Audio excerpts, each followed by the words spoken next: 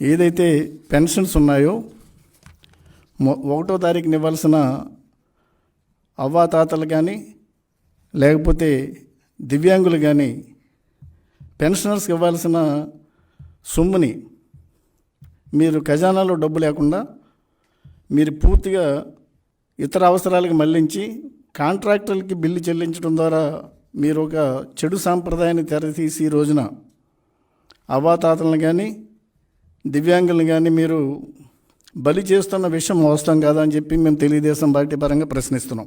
మార్చి 16-30 తారీఖు మధ్య సుమారుగా మీరు 13,000 కోట్ల రూపాయలు నిధులు మీరు కాంట్రాక్టర్లు సొమ్ము చెల్లించిన మీ గుత్తేదారులకి సొమ్ము చెల్లించిన విషయం వాస్తవం అవునా కాదని చెప్పి మేము ప్రశ్నిస్తున్నాం. ఈ రోజున మీకు 1వ తారీఖున చెల్లించాల్సిన పెన్షన్స్కి డబ్బులు లేక మీరు పెన్షన్స్ ఆపేసి తెలుగుదేశం పార్టీపైకి ఒక మీరు ఇష్టారాజ్యంగా ప్రచారం తీసుకొచ్చి తెలుగుదేశం పార్టీపైకి నెపం నెట్టడం అనేది అత్యంత దుర్మార్గంగా తెలుగుదేశం పార్టీ మేము ఖండిస్తున్నాం. ఇక చూసినట్టయితే ఈ మధ్య ఏదైతే టెలికాన్ఫరెన్స్ జరిగిందో టెలికాన్ఫరెన్స్లో కలెక్టర్స్ అంతా కూడా ఒకే మాట మీకు చెప్పారు.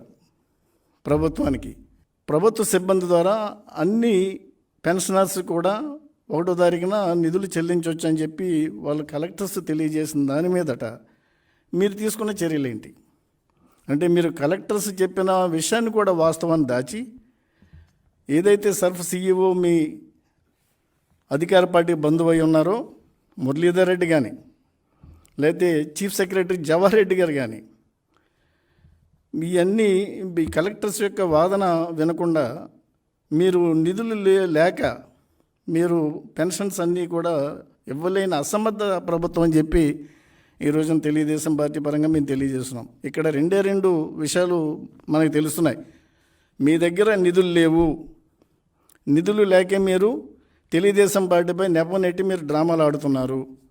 2, ఎలక్షన్స్ ముందు మీరు 2019 ఎలక్షన్స్ ముందు ఏదైతే గోబుల ప్రచారాలు చేశారో తెలుగుదేశం పార్టీపైకి ఒక రాజకీయ వికృత క్రీడని మీరు కొనసాగించారో ఈ రోజున కూడా మళ్ళీ ఎలక్షన్స్ ముందు అదే రాజకీయ కుట్రకి మీరు తెరలేపారని చెప్పి తెలుగుదేశం పార్టీ పరంగా మేము తెలియజేస్తున్నాం.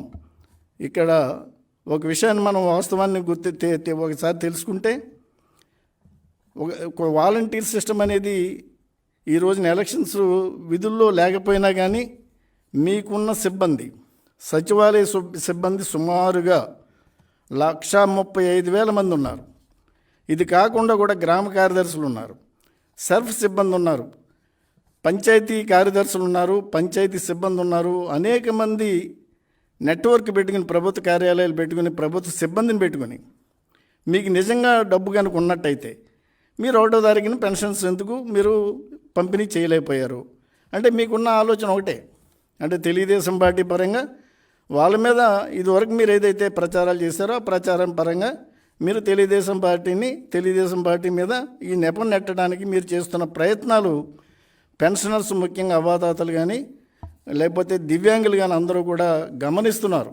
ఇదివరకు మీకు ప్రచారాలన్నీ కూడా మీకు చెల్లిని ఎలక్షన్స్ ముందు 2019 ఎలక్షన్స్ ముందు. ఈ రోజున ప్రజలంతా కూడా వాస్తవాలు గ్రహిస్తున్నారు. మీరు ఎటువంటి ప్రచారం చేసినా వినటానికి సిద్ధంగా లేరని చెప్పి తెలుగుదేశం పార్టీ పరంగా మేము తెలియజేస్తున్నాం. ఇక్కడ తర్వాత ఎన్నికల లబ్ధి కోసం మీరు ఏం చేశారు ఎలక్షన్స్ ముందు 2019 ఎలక్షన్స్ ముందు అందరికీ తెలుసు, ప్రజలందరికీ తెలుసు. నేను మరొకసారి రిపీట్ చేస్తున్నాను. కూడకెత్తి డ్రామా తీసుకున్నా లేకపోతే ఒక వివేకానంద రెడ్డి గారు హత్య కేసు తీసుకున్నా లేకపోతే అనేక కులాల మీద మీరు విడదీసి వాళ్ళ మీద నెపం నెట్టి కులాలను ఏ విధంగా అయితే రాజకీయంగా విడదీశారో అవన్నీ కూడా ప్రజలు గుర్తు చేసుకున్నారు. వాళ్ళందరికీ కూడా ఇప్పుడు వాళ్ళ మదిలో ఉన్నాయి.